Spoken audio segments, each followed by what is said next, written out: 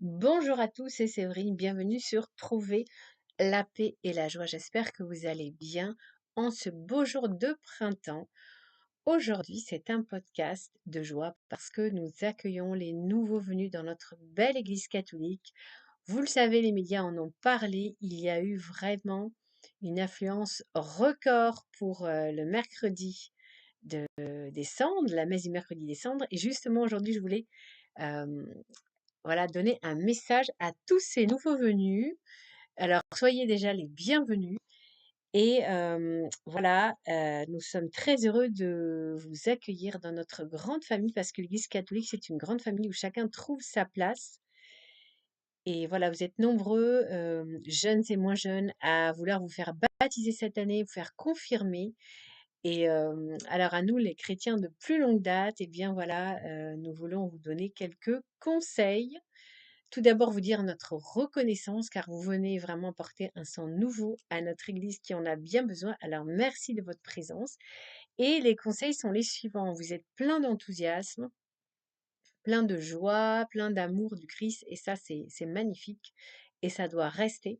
Mais vous savez que être chrétien, ce n'est pas une chose simple, ce n'est pas une chose facile. On est dans un monde qui est athée, particulièrement en France.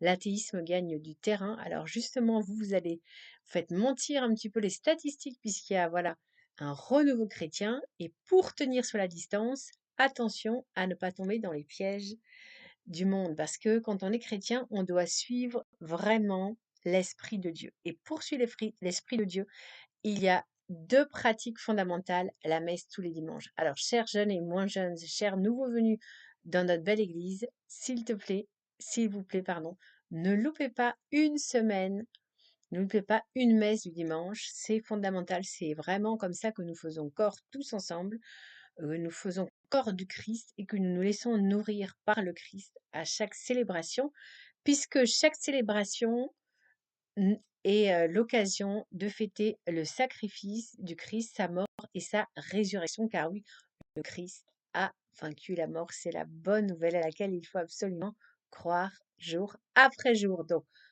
on est assidu à la messe du dimanche. C'est vraiment pour se booster pour la semaine à venir. Et tous les jours, il faut fréquenter la parole de Dieu. Donc, il faut lire la Bible. Il faut lire, vous pouvez commencer quand on est nouveau, peut-être le Nouveau Testament est plus simple. Donc, vous avez plusieurs options. Soit vous prenez la Bible et puis vous ouvrez le Nouveau Testament, puis vous décidez de lire, par exemple, l'Évangile selon saint Matthieu en entier de A à Z, puis de passer à l'Évangile suivant. Mais ce qui est important à chaque fois, c'est quand vous allez lire, chaque jour, voilà, essayez de passer au moins 10 minutes, un quart d'heure de toujours faire une petite prière pour demander au Saint-Esprit de vous guider et de vous éclairer sur certains passages qui peut-être auront besoin d'être un peu éclaircis et vous demander, voilà, c'est la lecture de la parole de Dieu. La parole de Dieu est vivante, elle est performatrice, c'est elle qui va vous aider à avancer dans chacune de vos journées. Donc, essayez de demander vraiment à l'Esprit Saint de vous guider pour savoir quel est le message que Dieu veut vous transmettre à vous personnellement, parce qu'il y a à chaque fois mille et une façons de lire chaque passage de l'Évangile. Chacun va y trouver un message qui lui convient à lui personnellement dans sa vie, là où il en est. Donc, vous pouvez le faire par vous-même en lisant la Bible, mais vous pouvez aussi vous abonner à différentes applications qui vous proposent de lire la Bible ou les évangiles en continu chaque jour. Donc, soyez à vous de chercher sur internet, l'application qui vous convient. Par contre, ce qui est important, prenez une application catholique. Voilà, tapez bien Bible catholique. Parce que il y a des différences entre les Bibles, catholiques et les Bibles protestantes. Voilà. J'espère que vous vous sentez motivés. En tout cas, soyez les bienvenus et puis savourons ensemble ce renouveau chrétien qui est en train de s'installer en France et partout dans le monde. Et tout de suite, eh bien, nous pouvons faire une action de grâce et remercier la Sainte Trinité, car Dieu est évidemment à l'origine de tout. Alors, je vous propose que nous terminions ensemble par un Notre Père, qui est la prière en or. Au nom du Père, du Fils et du Saint-Esprit. Amen. Notre Père qui es aux cieux, que ton nom soit sanctifié, que ton règne vienne, que ta volonté soit faite sur la terre comme au ciel. Donne-nous aujourd'hui notre pain de ce jour. Pardonne-nous nos offenses, comme nous pardonnons à ceux qui nous ont offensés. Et ne nous laisse pas entrer en tentation, mais délivre-nous du mal. Amen.